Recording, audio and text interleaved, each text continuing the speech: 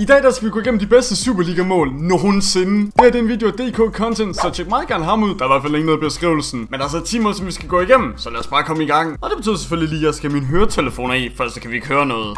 Men vi kan så lige prøve hårdt her med en kamp mod Horsens og Silkeborg. Kunne det være Robert Skov det her? I hvert fald så har vi ham på frispark her, og den der!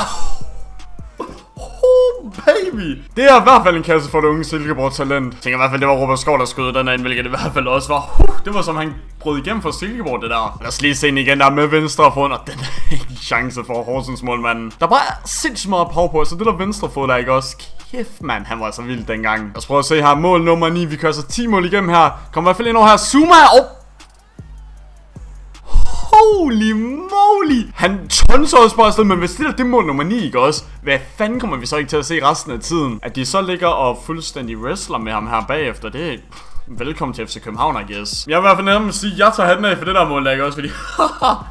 Gejligt mål! Det tog for sidst, det var en højt niveau. Kan vi lige få lov til at se den igen? Der er indlægget er faktisk også virkelig godt med ydersiden. Der er totalt Joachim Mæhle-esk. Lægger han op til sig selv med brystet, og så bare direkte saksespark der. Fuldstændig vanvittigt. Og så er det faktum, at det faktisk også er et derbyopgør mod Brøndby IF, gør det også bare endnu bedre. Og så kan det være, at vi faktisk går videre til et Brøndby-mål her. Det er i hvert fald Brøndby mod FC Midtjylland på et hjørnespark her. Og hvad får vi lov til at se den her gang her? I hvert fald lige så stille, når han kommer løbende der. Flyt dig, dommer! Og der er første gang på. Jeg kommer til at se en samme reaktion fra mig hver gang, ikke også? Men det der, det var også endnu en banger. Men var det bedre end den fra nummer 9? Der er i hvert fald noget detalje derom. Han har tydeligvis fået et barn. Folk har i hvert fald en banger et mål der på. Jeg kender ikke så mange af de her spillere her måske. Men jeg kan i hvert fald huske ham der oven på det mål der. Prøv at se der. Han ved det, at det var en banger. I hvert fald stille og roligt indlæg, der kom ind over der. Og også bare det faktum, at han faktisk kan first ham. Den der gør det også bare vanvittigt. Altså prøv at se der. Klokkerent til i hvert fald siges. Lige så stille ind over der. Han står helt ubemandet. Det var lige for at dommeren han faktisk stikker ham endnu bedre op. Og målmanden han går op rent faktisk bare kigger på den. Og så er der så videre til nummer 7. Han kommer altså der på flugteren. Endnu et FCK-mål. Og så ligger de bare over planken. Jeg havde måske lavet den lidt før jubelscene, hvis jeg lavede den banger der. Men lige så stille ligger op der, og så BANG! Og igen, okay, målmand han går faktisk efter den her gang her. Bum, vi får lige lov til at se den igen der, og ja... Tak, et af de bedste mål, vi har set. Det tager i hvert fald at siges. Men igen, sætter jeg lidt spørgsmålstegn til, var det der faktisk bedre, end dem vi så på 9'eren? For jeg synes godt nok, det var et godt mål. Og ikke fordi det her, det var et dårligt mål. Det er ikke sådan, det skal forstås. Og ja, det er faktisk tid til nyere tid nu. Det her, det er FB. Hey, let's go! Jeg elsker FB. Jeg er nemlig fra Esbjerg, men det bliver i hvert fald lagt lige stille op der. Indlægget der, og nej! Det var ikke engang et indlæg. Det der, det var et skud simpelthen. Hvad? Og det ligner det en af Ankersen-brødrene der. Om det så Peter eller Jakob, det ved jeg så ikke. Men damn, FB vandt 5-1 over AGF, og de er første division lige nu. I bunden endda. Tiden har simpelthen bare ændret sig. Men hvis vi lige får lov til at se den her, ikke også? Han kommer løbende ind der. AGF-spilleren følger ikke med, og så banger han den altså bare der. Det der, det minder faktisk lidt om målet fra nummer 9. Zuma der, hvor han selv lægger den op med brystet faktisk, og bare banger den ind der. Så selvfølgelig lidt ærgerligt for forsvaren ikke lige kan få den blokeret. Men heldigvis er det også ret dejligt, fordi så vi får det der klassemål. Og det er det i hvert fald et nyt mål. Jeg tror faktisk, det der det måske kunne være Robert Skov op. Jeg tror i hvert fald, det var Robert Skov. Det var det ikke, det var Ankersen. What? Begge Ankersen-brødrene var faktisk med. Bøjlesen løber ind over der.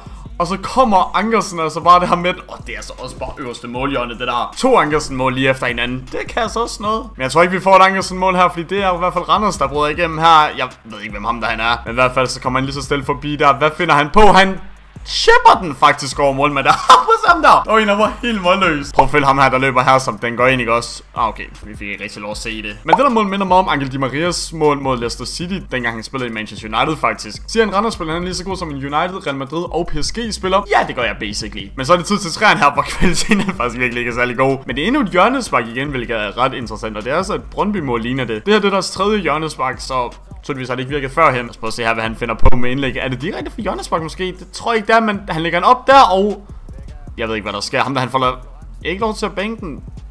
Hvornår kommer målet? Okay, der kommer den høje bold i hvert fald ind over i feltet. Forsvaren får den hættet væk. Jeg venter stadig på målet. No way, han laver den.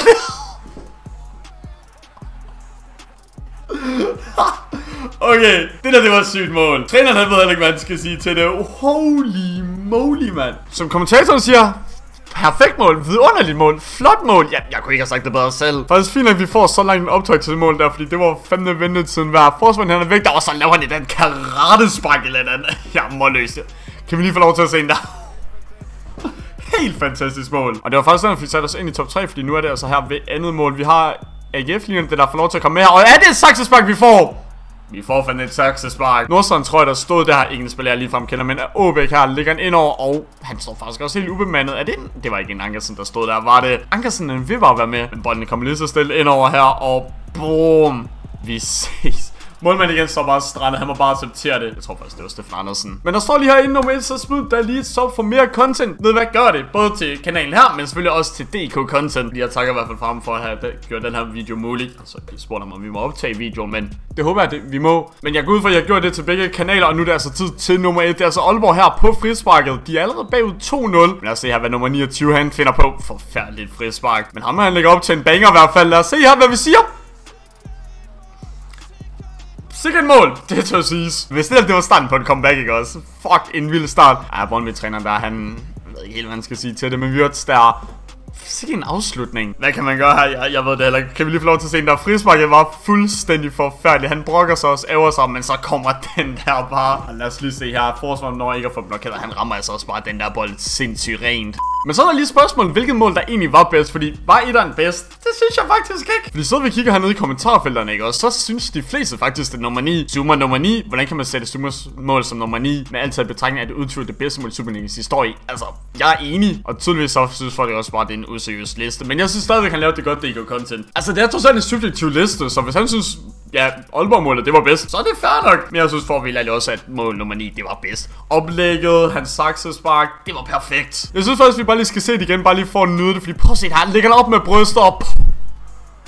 Jammerløs. Men boys, I skal mange tak, fordi I så med her på dagens video, som vi lige snakker om. Så må I meget gerne give videoen her like og subscribe her til Ekstra kanalen. Så skriv gerne, hvilke videoer I synes, vi skal reagere på næste gang. Om det skal være flere mål, om det skal være et eller andet crazy. Men jo, mange tak, fordi I gad os med. Hej hej.